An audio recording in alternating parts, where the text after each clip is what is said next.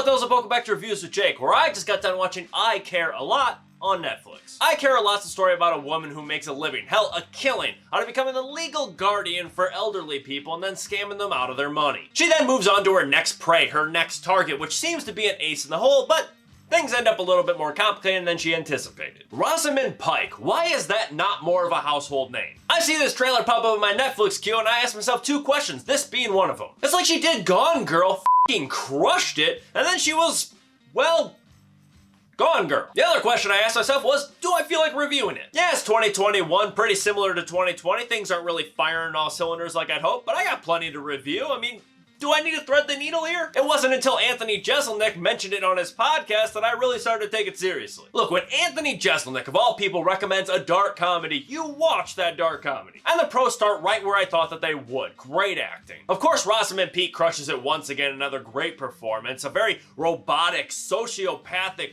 evil woman that's pulling all these strings for her own financial gain. She's too damn good at this. Maybe that's why she doesn't get cast anywhere else, because it seems like a sin to not put her in a role that's not this. Maybe she just kind of ruined herself by being so good at it. I mean, hell, if I ever met her, I'd be low-key afraid that she's scheming and doing some evil shit behind my back. I also really enjoyed Peter Dinklage's performance. It's great to see him working again after Game of Thrones because he really is an outstanding actor. While yes, he is a little fellow, he carries himself so big and he's the perfect immovable object for Rosamund Pike's unstoppable force. These two facing off throughout the course of this film is very intriguing. It's like a game of cat and mouse where they take turns playing each role. In the first act, you see them laying out all these pieces. You start to see how they're all going to come together and you just sit back and gladly watch it happen. It had some amazing dialogue, some great passive-aggressive pissing contests where you just feel like someone should be on standby going, "Ooh, I gotta say, it was wildly entertaining to tune into. However, this formula was largely dependent on them sticking the landing, which they did not. The way that they resolved things in the third act, I just did not buy it. It felt so tacked on. When I look at those pieces that I mentioned before in the first two acts, I just do not see them moving the way that they did in the third. It was a massive leap. And then they tie a bow on it with the actual ending at the very, very last scene of the movie, which I'm obviously not going to spoil, but it was a beat-for-beat rip-off of another movie. I can't say what movie, because if you've seen that movie, then you know how this one ends, and vice versa. If you've seen this movie, you subsequently will know how this one ends. And if you've seen both like I have now, it's not only an imitation, but it just pales in comparison. This is killing me. A hint can't hurt, right? If you don't even want that, just mute for 5 seconds. Just give me that. I will flag you back in. Muted? Great. It's a film named after a dessert. Trust me, if you've seen it, that should be enough. All right, come on back. Turn it up. That was a stupid amount of effort to say one sentence low-key. Let's not do that again. Speaking of things that I hope never happen again, this soundtrack.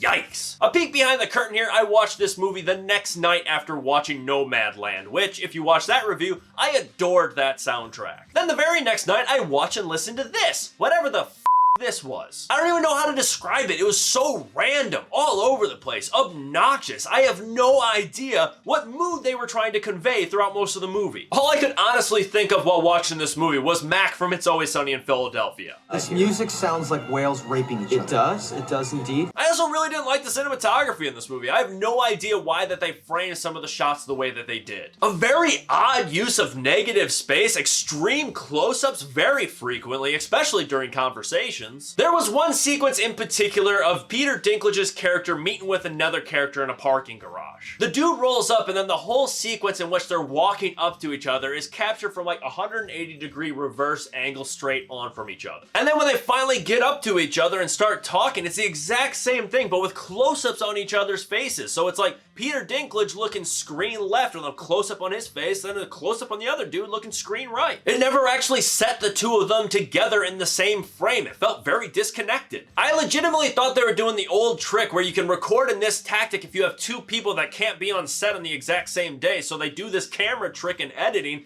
to make it look like they're in the same room when they're never in the frame together. Straight up, I noticed this, registered it in my head, rewound the film, rewatched the sequence, and it checked out. They were never on screen together. I think to myself, are you serious? This happens with Hollywood and professionals? I thought it just happens with my broke-ass films. But then I continued to watch the scene, and eventually, toward the end of the conversation, they end up in the same shot together. So they actually were on set together, so Why did we film it in this way? I also asked myself, why, dear, why does no one know how to light a shot? The lighting in this film just bothered the hell out of me. There were just like way blown out portions, just completely overexposed. And then on the flip side, you would find just ridiculous shadows in the frame. Like there's a conversation with a lawyer in broad daylight, and there's just this strip of shadow just draped across his face. I'm like, is that a microphone? Can't we fix that? This isn't a film noir. Why are we doing this with shadows? This also isn't a J.J. Abrams film, so stop with the lens flares. Put the camera away from the sun. And finally, this movie required way too much suspension of disbelief. I can't get into specifics too much because that's spoiler territory, and I do not want to go through the process of muting again. But there is one that I feel like I can talk about that's a general rule of thumb throughout the whole course of the film, and that's how connected this woman seemingly is. It just seems like the whole city is willing to help this woman, many of which know that she's scamming old people, so it's not like she's hiding it. What, is she paying them off? Because I highly doubt Grandma Betty's social security check is going to cover an entire cop's payroll. It was like John Wick's underground society of assassins, but